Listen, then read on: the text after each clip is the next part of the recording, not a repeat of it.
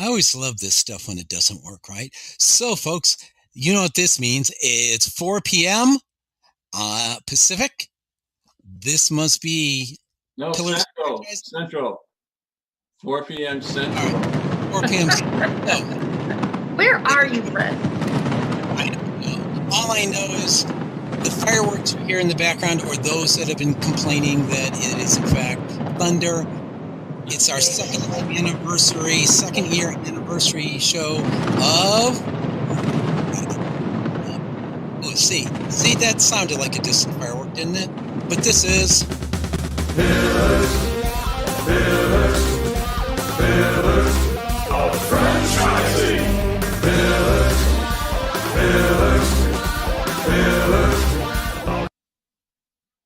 And I'm Fred McMurray. Welcome to the second anniversary Pillars of Franchising with I and my co-host Ray Pillar.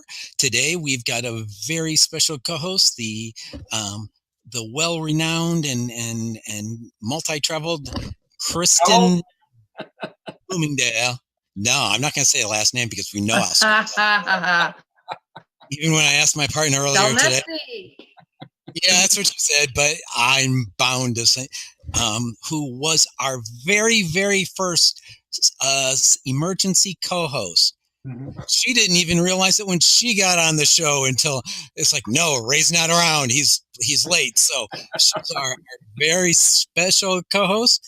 And Kristin, who's our guest today in this madness of the second anniversary? Our guest today is Moni. Singh, I hope I had said that right, because we didn't talk about that part. That's correct, Kristin. Excellent. Welcome to the show. Moni is with STEM for Kids. Welcome for the show. Thank you so much. It is an honor to be here for your second year anniversary. Congratulations to all of you. Oh, thank you. Thank you. Yeah, it's been a fun show. We like to have a little fun along the way. You take the blue pill. The story ends. You wake up in your bed and believe whatever you want. You take the red pill. You stay in Wonderland. And I show you how deep the rabbit hole goes. Or if you prefer. This is the coolest thing I have ever seen. So yes, our second anniversary. It is the coolest thing I've ever seen. Welcome, ma'am. Welcome kudos to you for being brave enough to come on the show. Oh, thank you. Glad to be here. Why don't you introduce our guest? Give us a bit of a bio. Who? Who are you talking? Moni has already been introduced, and she is the CEO and founder of STEM for Kids. Wow, what an exciting franchise that has to be, really. You know, I can't think of anything better than that as a franchise. So can you tell us a little bit about it? Sure, Ray. I'm trying to think about where to begin. So let me first kind of go back into how things started and what STEM for Kids is all about. So STEM for Kids, first of all, is all about making the wonders of science and engineering exciting for young children. And it's I used to be in my own professional career. I used to be living the world of STEM. I started off as an engineer, and then I moved on to do different things. Lo and behold, here I am, and never imagined I would ever be in the space of education. But, we are creating wonderful adventures for young children as they're delving into computer coding, robotics, and engineering themes. And we're talking little children, ages 4 to 14, so elementary, middle school level kids. We basically help them, learn how to make computer games instead of just playing games. Make computer games, play with them, have your friends play with it. They are, learning about artificial intelligence, Internet of Things. They're learning about aerospace engineering, how things go up in the sky. So biomedical, how our human body works and how people are figuring out making prosthetic limbs. So it's just super exciting, getting young children into thinking about some of these exciting topics. So you said young children. What age groups does the franchise get involved with? So we work with ages 4 to 14. So that's pre-K, but mostly elementary and middle school level. Mm-hmm. And I have a grandson who's 3.5, and that means that I could sign up with one of the STEM for Kids classes. Is that correct? In about 6 months, yes. Yeah. By age 4, he'll be ready to go. So that tells us a little bit about the actual franchise. But what about how does one get involved in opening up one of these classrooms? Basically, what we find is that people, most of the times parents, right? Parents who have young children, and they are looking to make a change in their career. We see a lot of people who are in that stage in their life. They've worked and now they're feeling like, I need to have some more time, maybe spend some more time with our kids, or have better control, create a legacy, make an impacting change. Any of those things, people start thinking about making a change. And we are seeing a lot of people, many of them parents themselves, and they're trying to find an enriching program for their kids. And they say, let me do something broader about that. So yeah, I mean, if people are interested in becoming a part of it, they can become a franchisee. We're also seeing even businesses who are already in the area of serving children. You could be operating an arts club or a music club, a daycare center. And we are seeing a lot of interest from these people in terms of diversifying revenue, right? Because STEM is so much in demand, and there are parents, the educators. You look in the education space, people are talking about how do we get children to look into these possibilities while they are still little. So yeah, I mean, franchising is open in various markets, actually all throughout US and even internationally. And Kristin has children that are all of that age. Is that correct, Kristin? Well, yeah, as a matter of fact, my oldest just turned 15, but we started with STEM in our schools about 4 or 5 years ago now. Mm-hmm. And so I could certainly see not only would this, I guess my question and my thought would be that this is probably a nice supplement to what the schools are doing. And or is it more of, or maybe both, something that you would want to see more in districts that maybe STEM is not available in the public schools? Is it kind of a little bit of both, Moni? Yeah, absolutely. It is both. We are seeing many schools and districts who are, doing things to get more STEM into their school systems. And some of them are going down the pathway of let's do it ourselves. Some of them are saying, let's bring experts in to bring the programming in for the students. And some schools and school districts are doing both, because the fact of the matter is that the STEM world is evolving so fast. I mean, if you just think about technologies, how they have changed in the last 10 years, right? I mean, we started with, I think 10 years ago, we still had Blackberries in our hand, if I'm not wrong. And now we have all these sleek smartphones, right? Things have changed so much. And what typically happens is that if you try to burden the educators, the teachers, to go figure out all this change that's happening, it is another layer of complexity on top of all the other things that teachers are already doing. So many times schools and school districts say, okay, let's find what's out there and bring those programming in. So we do see a combination. We are working with schools and districts who are already doing some things in STEM. We are also doing with completely greenfield, school district where they don't have anything and they're trying to make some entry into the world of STEM. So it's a combination, and I think it's really the fact is that the STEM skills are so broad and they apply in so many different occupations. It's not necessarily just STEM occupations, even non-STEM. And the schools and districts are realizing that. And I think it's just it's so important that that realization is happening and people are taking action, towards that end.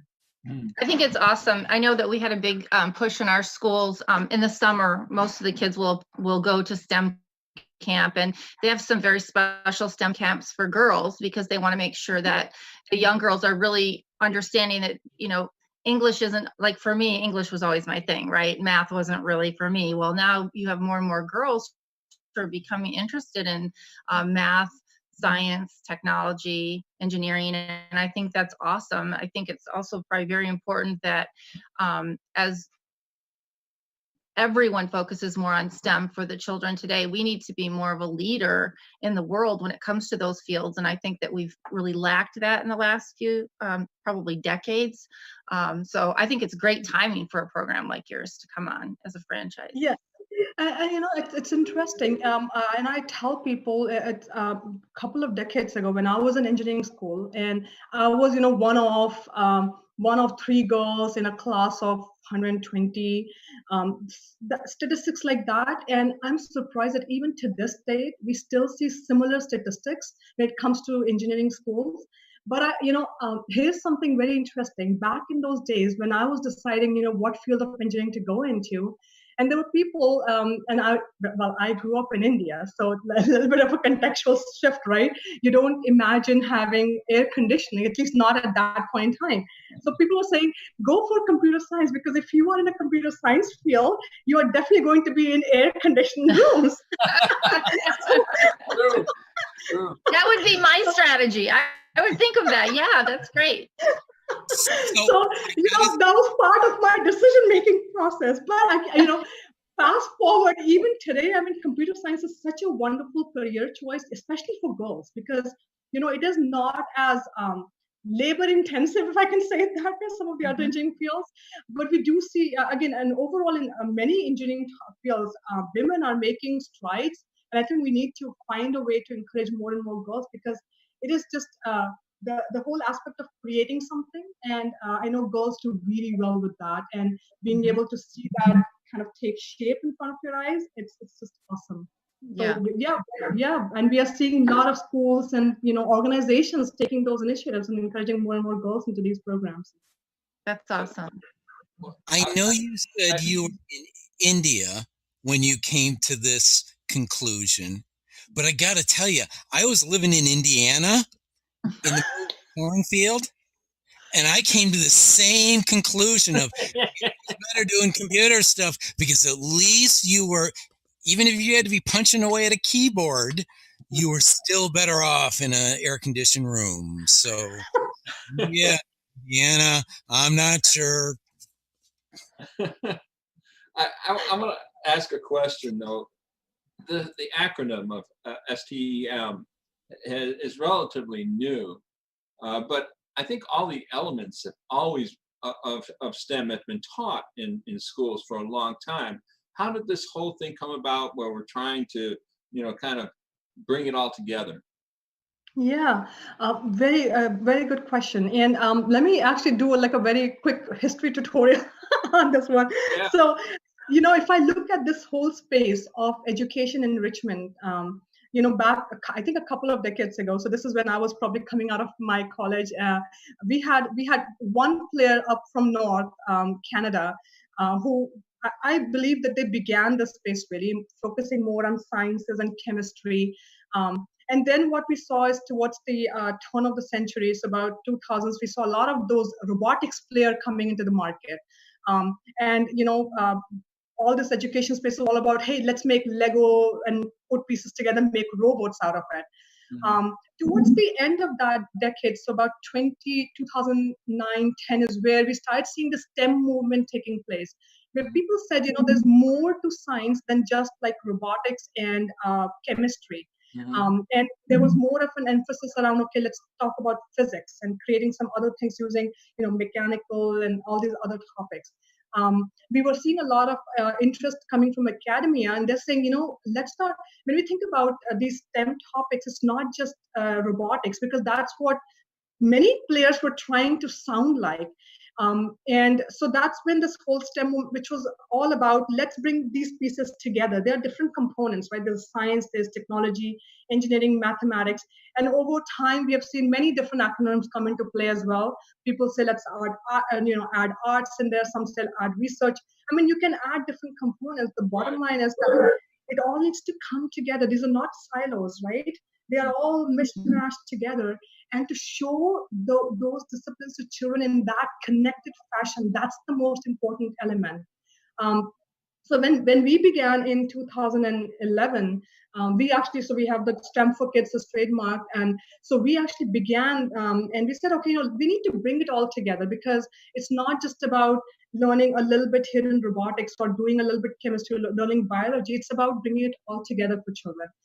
So we started doing that. And thankfully, fortunately, I mean, we have been the trailblazers in this industry. When people were not even thinking about computer science for young children, we were the first ones to start offering computer sciences for elementary age children. When people are not thinking about biomedicals, how the field of biomedicine is coming together, we were the first ones to announce biomedical engineering programs. So we have been trailblazers in this industry, and there's a reason for that, because the market is changing. What was relevant 10 years ago is not so anymore. And then there's also this aspect of, and let me just take a simple example. It's like many players in the market, they make at least parents and the children, they make them believe that, at least try to, that, okay, if you do this little tiny piece, you are doing STEM. So it's like, if you do robotics, you're doing STEM, or if you do coding, you're doing STEM. But I think the key, it's almost as absurd as saying that, if you know how to add, mathematics. Mm-hmm. Yeah. There's so much happening in the world of STEM. So we said, our approach was, let's show that diversity, that breadth of what's available, because when we work with the young children at that age group, parents don't know what their children would have interest in. The child definitely doesn't know anything. And the focus becomes, let's show them all these different elements. And for me, when I was beginning this, I had my own young children at that point. They were like 5 or 6 years old. And we were, as any other parent, we were putting them into swimming classes, karate, soccer. And I'm like, okay, why can't I find something to do these other things, right? And there was nothing. And that's how I got started. But I think that's the whole point, right? Let's give them opportunities so they can explore. Here's something on robot. Here's something on inside our human body. Here's something about aerospace. So that's what we've done. Long answer to your question, but overall that has been the focus, and that's what we see happening in industry. That it's parents, educators demanding that, okay, let's look at this holistic picture and present that to the children. Wow. That is really cool, especially at that age, I think, because, well, I was fortunate enough to go to a vocational high school, which meant that I had a smattering of different types of, from automotive mechanics to body shop and electronics and woodworking and welding and all kinds of things like that. So that was further on, though. That was in high school, but actually getting these children involved in STEM at a much earlier age, I think it's going to guide them much better to where they feel that their attributes are. I think it also changes the way they think, right? Yeah. Oh, yeah.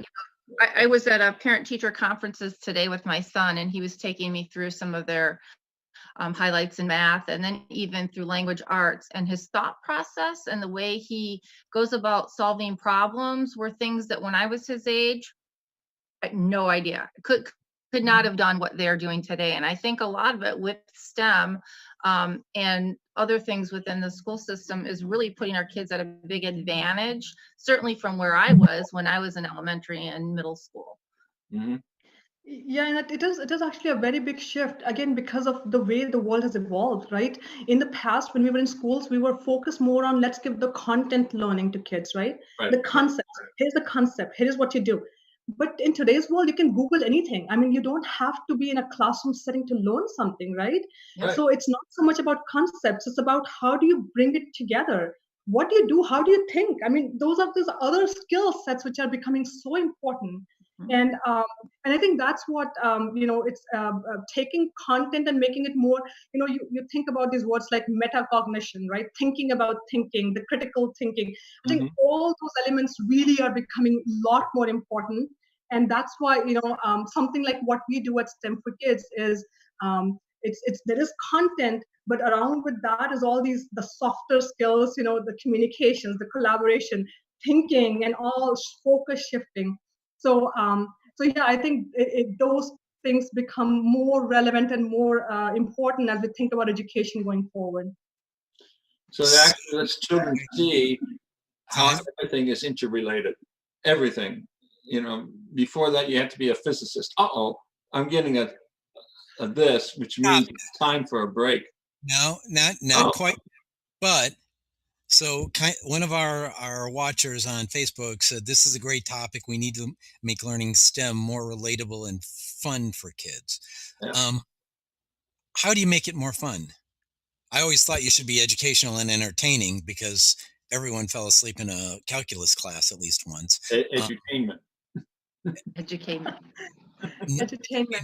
So and we're edutaining. So trying to leverage off the comment from Carly, how do you make it more relatable and more fun? Absolutely. I'll begin by saying STEM for Kids began with a mission. The mission is making STEM fun and real. Two things, fun and real. Those are the only two things that we do, and we do it really well. So how do you make it fun? If you think about fun, it comes down to how a child feels when they are engaging with whatever concept, whatever they're doing. It's that feeling, right? So for us, that comes down to, let's make it very hands-on. So when the child is learning something, they are doing something, they're involved, their hands are involved, they're doing something, maybe they're experimenting, they are thinking about something, maybe they're presenting. So it's always, there's a do element involved in that. So very different from if you imagine a typical classroom, a teacher is giving a class and children are listening. This is a very interactive with very less theory, right? So we are engaging children in questioning, answering. They're involved. We are doing there are quizzes sometimes. We are doing game shows. We are doing Jeopardy. We are doing making something. There are engineering challenges involved. So just to give you an idea, just to give an example, we may be talking about mechanical engineering, and in that concept we discussed things like laws of motion, and I don't want to delve into all the details, but we may give them an engineering challenge and say, okay, children, here we are giving you some materials, and go make a car out of this. We don't tell them do this step A, B, C, make it like that. No. We are basically showing them here is a challenge, and then the children start working in teams, and they are working out solutions. They have been given a piece of paper. Okay, so what are the properties of this piece of paper? Can you fold them? Can you put them and maybe make a chassis out of that? You have been given a skewer. What are the properties of the skewer? Can it become maybe an axle for the car? So they are the ones doing that imagination, creative thinking, and coming up with a solution. And I'll tell you this, a very simple exercise like that, and we have been doing it for 8 years. That's only one of the numerous that we do. And even in those 8 years, there are times when we come across a unique design because a child just dreamt up something totally different. So it's so incredible that number one, these children are very creative, and number two, when you put them and you give them a challenge, they're able to work up, create something. And when they're doing that, it's a lot of fun because they are involved, they're working together. Another example, they're making computer games. And I see this, Kristin, back to your point about girls. I see girls making they are thinking about their game, like characters and placement, almost like a movie. And they're thinking about what needs to go where. And I see them making buildings which have polka dot on them. There are purple flowers on the street. And then I go to a boy's creation, and I may see things like, black, dark sceneries and all that. So, but it's so, and they are involved. They are the ones creating and imagining and creating those solutions. So I think that's the way to keep it fun, make it very, very hands-on. Fred, I hope I answered that question for you. Absolutely. That's, and I'm sorry, but I'm a little bit jealous of kids today. I feel they have so much more of an opportunity than we did, because like I said, we had all the not all of them, but many of the elements that are being taught today. But if we were able to visualize how they are all interconnected, and then have someone, coach us like you are coaching your students, that's fantastic. It really is. Well, I know for me, we learned, we had science and we had math, but we didn't learn technology, and I didn't go through any engineering. Those were things that you hit, like we talked about in high school, or when you specialize it in college. And I think the great point that Moni has been making is that by engaging these kids when they're young, it gets them interested, it gets their creativity going, it gets them thinking about all these different things in different ways. And I could see it really making big differences. I love the idea that the girls, make a wall and they use, pink polka dots. My daughter took Legos, and in Legos, she took all of her brother's Legos and she designed a complete shopping mall with a hair salon, and she had all these little pieces. It was crazy, but oh wow, her brothers had no clue what the heck she was doing with their, Lego police, and she transformed them into an entire shopping mall. So I think it's great to see, we all know that boys and girls think differently. They are creative in different ways. And so it's very interesting to me. It makes me excited for your franchise. It makes me think, oh my gosh, I really want to do that. I have to pull myself back and realize you can't do anymore. But, it sounds like it's a ton of fun, and I think you guys will be wildly successful at it. Mm-hmm. Yeah. You've stepped down from as president of the PTA. You could do this instead of that. Sure. Yeah. Yeah, no, and I think it's an important point for anybody even listening to this podcast. If you are a parent or a PTA member and you feel like this is something that can benefit your school, we do provide our services. Where if we have a local operation, we can provide like an instructors and actually conduct classes. But also, if we are not there physically, close enough, we also provide our curriculum and our professional development for the teachers in school district. Many school districts are using that. So in any case, it's all about serving children and bringing some of these quality programming. So yeah, I mean, if your listeners are interested in even finding and making some of these programs come into their schools, they can reach out to us. We'll be glad to help out. All right. So on that note, we'll start the commercial cycle, and then we'll come back for round. I think I'm going to move to someplace warmer during the commercial. Go ahead. That's fine. We're going to, at this point, have to say goodbye to our Instagram viewers. But hopefully they've enjoyed this, and we'll see you next week to those on Instagram. Want to thank the Link Local Network for broadcasting our show. You can read their community voices as they work to achieve work-life balance. And actually, they're, I guess, working toward achieving work-life balance was because of Kristin. You're kind of the ideological founder of this program. Apparently. We've added a couple of new shows each week, including Community Voices Chat on every other Wednesday at, I think it's 4 p.m. Pacific, although that time may change. And now, localnetwork.com. You can also dial in at 323-580-5755 or chat on, as others are doing, on a whole lot of places. Hey, franchise owners, how's your local marketing? Do you feel like you could use some help keeping up with your social media posts and comments and reviews? Do you wonder if you could be doing more to attract local customers? Are you able to identify new movements to your local area? At Westvyne, we help franchisees like you reach more local customers through digital marketing. With daily monitoring, creative content, ad placement, and customer data intelligence, we'll get your business in front of the people who want your products or services. We also work with franchisors who needed an agency to handle the digital marketing for all of their locations.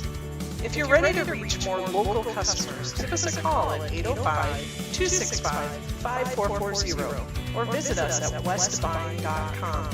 That's 805-265-5440 or Westvyne with a Y.com. Thanks, Michelle. And we're back. And we've got a hat change there. We have a hat change there. They would have been very happy with you pre-Super Bowl loss.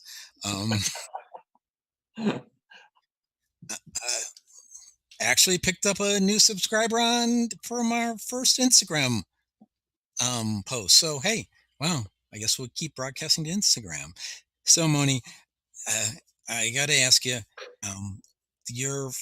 as you've attracted franchisees, where has their experiences come from? I know with Ray, he'll tell you he was a tech guy and never expected to be cleaning toilets. And Kristin was an HR woman who actually, was cleaning up after. It's different kind of trouble, but Yeah. How'd you do? Who's that, experientially wise, who's that franchisee that you've been seeing, that you've attracted? Okay, so let me make sure I understand the question. So you're talking about experiences of our franchisees, where they come from? Yeah. Where they come from? Okay. Yeah, it's varied, and just like I mean, for me as well, I never imagined I was going to be in education space.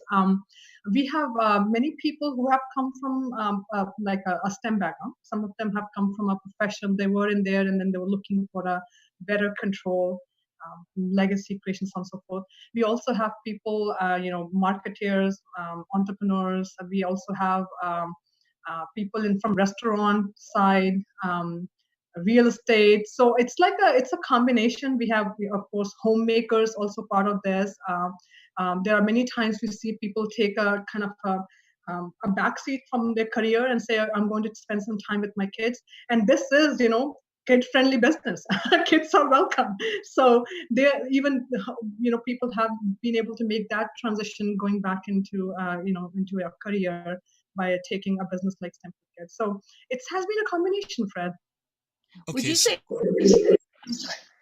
I was going to say, over the year, where would you like to see the majority, or anywhere, of your new franchisees come from?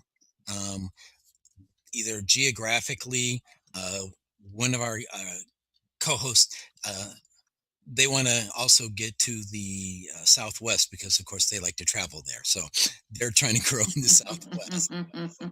Where would you expect or like to have, I guess is the question, your franchisees coming from? Academic, educational background, non-educational background, geographic area? I think this is the case where basically everyone is welcome. We are focusing geographically on some of the more prominent states. I mean, I wouldn't say more prominent. I will say states which are easier to work with. Let's put it that way, because you know about the registration and everything else that happens. Other than that, even outside of US, other countries have been approaching us as well. So we are open to business across the board at this point in time, and that's the good thing that we have many markets open. So your listeners, whatever geography you are in, please, I mean, if you are interested in opening up a franchise, let's talk, and we can see if we can make that happen for you. Where are you at now? What areas of the U.S. are you in, and what other countries? We are in 14 states here in U.S. Oh, okay. And it is pretty spread out. I think we are maybe more on the eastern coast at this point in time, but we are even in like Midwest. We are in Illinois, and also in West Coast actually. So I think we are in all the places represented here on this call at least. And then we are in Canada, Mexico, and then also in the Middle East, in UAE and Saudi Arabia. So we are in a couple of different geographies right now. Wow. Yeah. Well, I think. Go ahead. I'm sorry. Well, one of the things we didn't talk about, because Fred decided to just kind of skip right over that, is weather. So you are in North Carolina, is that correct? That's correct. Yeah. I got overwhelmed by the second anniversary of Separate. Can't hear you, Fred. You're talking into your chest.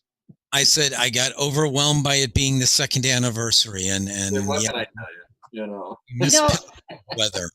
One thing I wanted to say to Moni that I think is important, and you touched on a little bit, the diversity of the people that you have owning your franchise.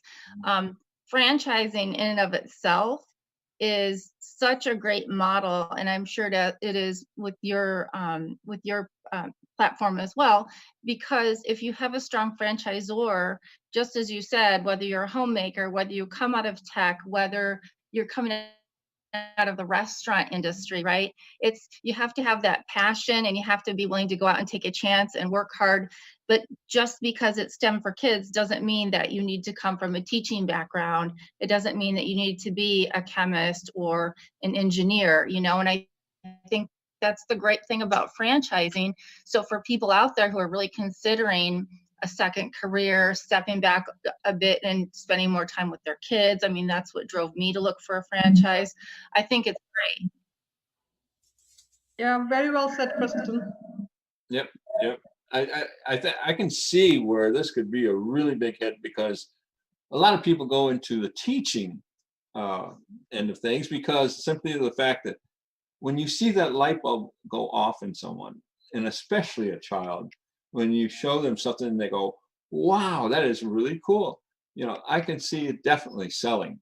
There's no, you probably don't have to do much selling at all once you start explaining your franchise. But that leads me into what is all involved with your franchise. And it's going to be a physical place where people go to learn, but you also mentioned going into schools. So how does that work? Yeah, great question. So that's one of the unique thing about our model is that we do not mandate a space. So a franchisee does not need to have at least a 24/7 storefront. That's not a requirement. So if I can take an analogy it's almost like an Uber-like model.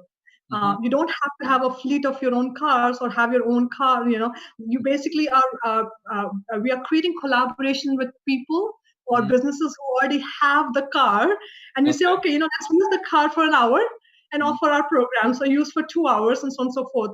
It's a great model, because unlike some of the other franchise concepts where you're given a territory and you say, okay, go open a center here, and you are almost constrained by geography, distances, how much people are willing to travel to come to your center. In our case, what we say is, here's your territory, go open as many as you want within that territory. And what people are able to do, what our franchises do, is that they will collaborate with community centers, multiple schools. They could collaborate with maybe a dance studio, any other possibilities like that, and be able to offer your program in different parts of that territory.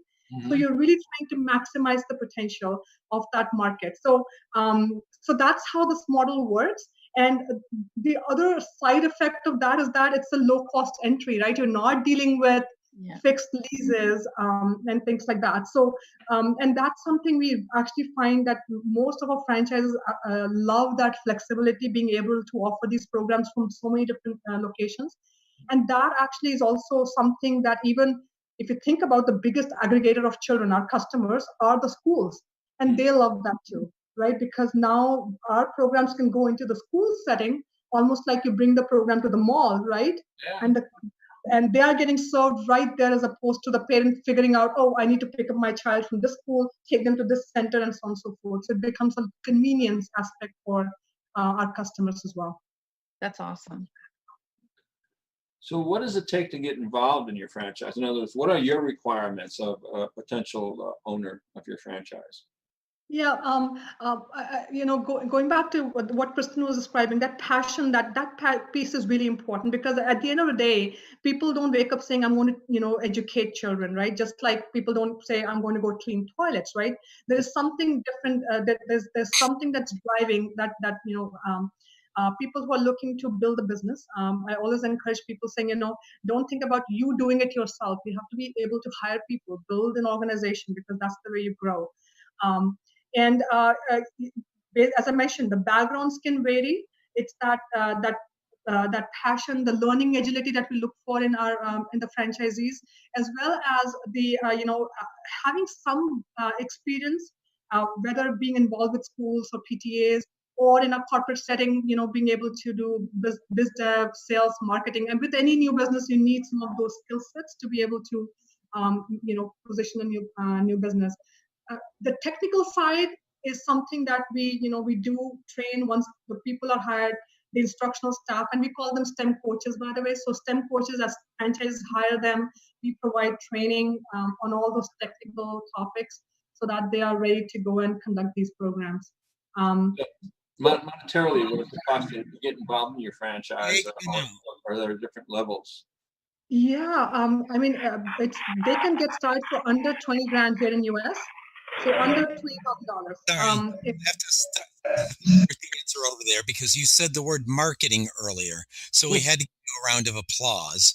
And Ray did not give time for the question to be asked to get the round of applause for you saying the word marketing. Sorry. The rituals must be enforced on our second panel. So, please start the answer again because you were drowned out by the applause you were getting. Okay. Yeah. So yeah, what does it take? What does a potential buyer of your franchise? What does he need to bring to the table in both in franchise fees and what he has in reserve?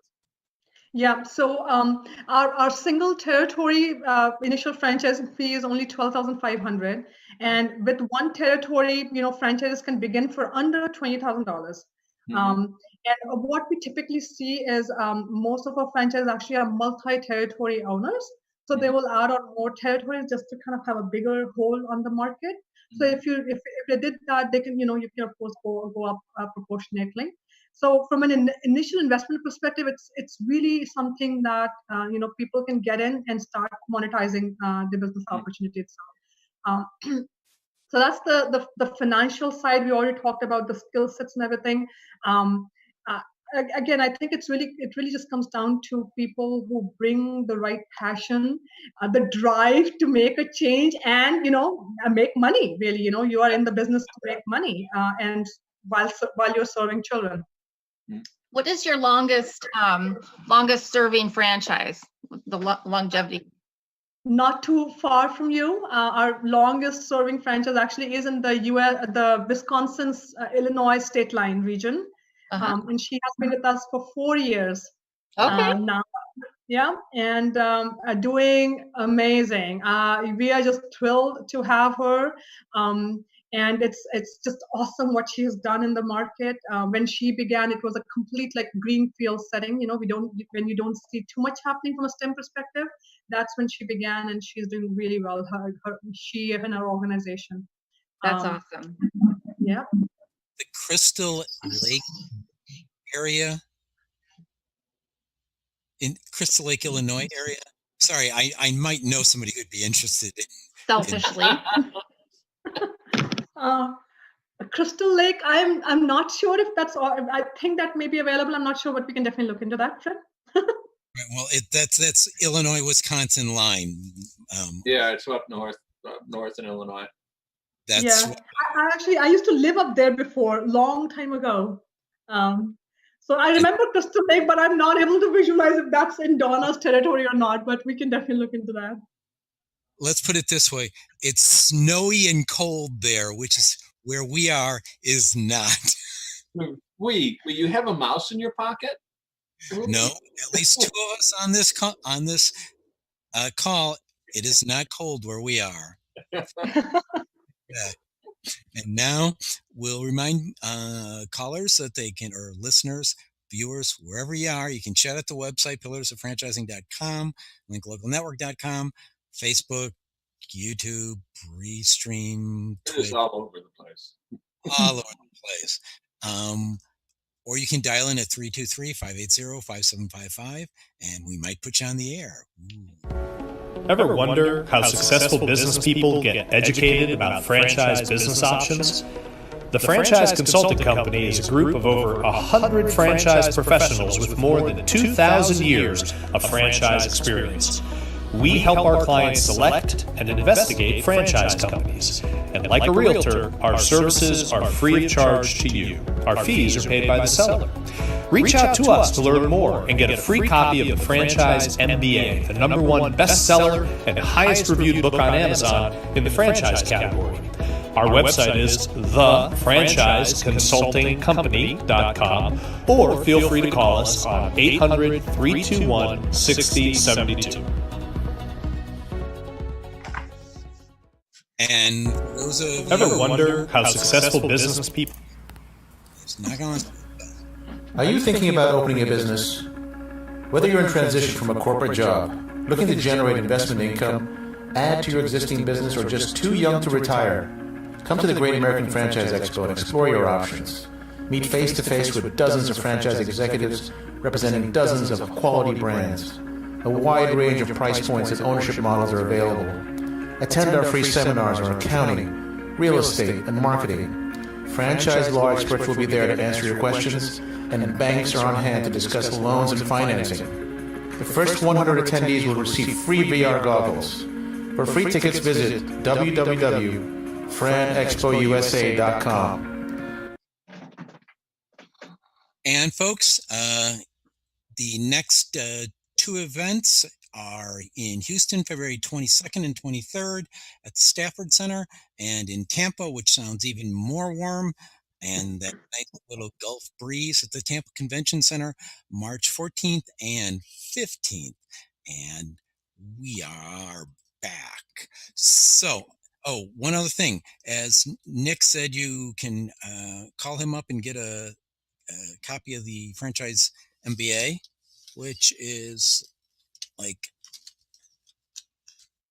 under a bunch of wires, but we'll get it there, folks. This year, great book. Mine's dog-eared.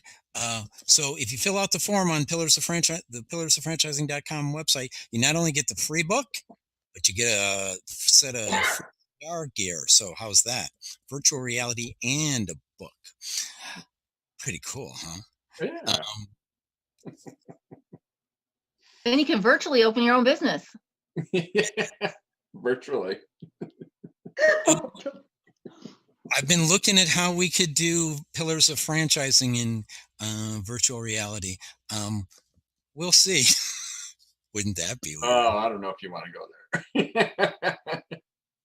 So, I'll take, since we're talking about various things about the franchise, in my head, the greatest cure known to mankind of the franchise is the greatest cure known to mankind for insomnia is the franchise disclosure doc.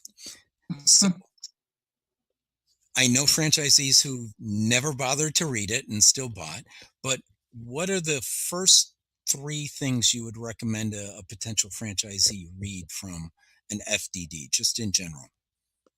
Yeah, I think one of the first questions people always are looking for an answer is, how much does it cost to get in? So it's the item 7. I think that's the very first one to definitely look at. I am looking at the litigation history. I don't remember what item number that is, but I think that is an important one to see. And the third one will be item 19 if it's provided by the franchisor, because that's telling you about how the business is doing overall. But if the franchisor is not providing that, looking at the audited financials of the franchisor. Again, I don't remember the item number for that, but there are audited financials. Looking at that, and sometimes the footnotes on that give you a lot more intelligence about what's happening in business as well. You'll be happy to know that there are several lawyers as well as CPAs that would agree wholeheartedly with everything you said. Yeah. So I noticed there was a mention of STEM for Kids Network. What is that, and how can people get involved? Yeah, so when we think about STEM for Kids, right, we think about all the children that we touch, their parents, the educators, the teachers, principals, school superintendents, of course, our franchisees, their employees. So that's what, when we think about STEM for Kids, think about that network. In terms of how people can get involved overall, the first thing really is, if you are a parent, PTA member, and you want a change in your school, let us know. As I mentioned before, we can either bring our services directly in there, or if we can't do that, we'll train the teachers. So that way, the STEM programs can be offered. If you are a business owner and you're looking to diversify revenue, again, there'll be opportunities here. Just because there's so much industry demand for STEM. And we have some of our newest franchises actually have come down that route. So maybe you're running a gaming studio or a dance studio. So those will be the opportunities. The other piece I also want to mention is that, if you represent a company and you think about how to be more socially responsible, right? And that's something we hear a lot about these days as a company. Our franchises also get involved in helping companies with their CSR initiatives, the corporate social responsibility. We have worked with Boeing and other companies. So if you are thinking about some of those initiatives in your market, working with children, I mean, there can be nothing better than, trying to work with children and doing something good in the community. So again, we'll be happy to help out with some of those CSR initiatives as well for the companies out there. That's a great way to get yourself involved in motivating your own children. Exactly. Yeah. Kristin? So, Moni, do your children work in the business now that you've raised them as you began this journey? Well, you talk about my children. They were the inspiration for this whole thing. And my first two, actually, my older two, they're teenagers now. And my son, actually, when he was 7 years old, he actually helped us write the robotics curriculum that we use in STEM for Kids. And it is so amazing. He came to me, said, "Mom, can I have a robotics kit?" And I was still thinking, oh, it's very pricey. But then he says, "If you give it to me, I will learn how to do it and I can help you write a curriculum." And I said, "Sure." And then I actually, connected my son with one of our best STEM coaches, and that's how our robotics curriculum came into play. So effectively, they have been working in the business ever since. They have always been our guinea pigs.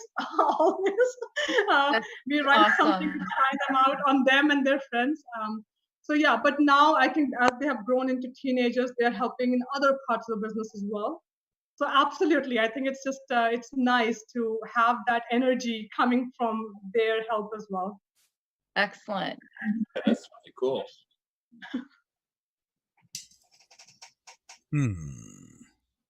Sorry, is anyone catching an echo? No. No. Okay. There's But no echo. There's no echo. Okay.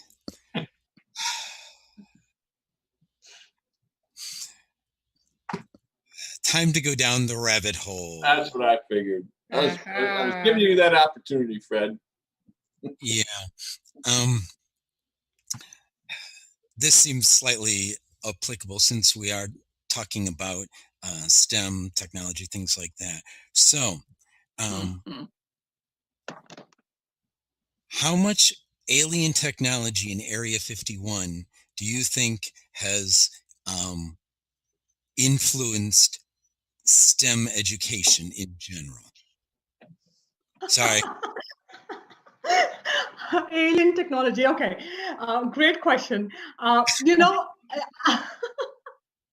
sure things like, virtual reality, looking at what's the rate at which the aliens are coming, flying down from the sky, figuring out do we drill and make a bunker in the under the earth as the aliens attack. I mean, all those things, there's a technology part to that in solving these challenges. So I'm sure all of that is part of, what we do. And as a matter of fact, actually, when our franchises go out and teach young children, they are thinking about some of different scenarios. We have children thinking about how do they go to space and maybe even bring alien back home, or perhaps maybe there's some technology already that is being used in Area 51 that they can make it main scale and bring a new business opportunity, a new product out there, and make it a mass scale opportunity. And what do they do? What do they do in the apocalypse, right?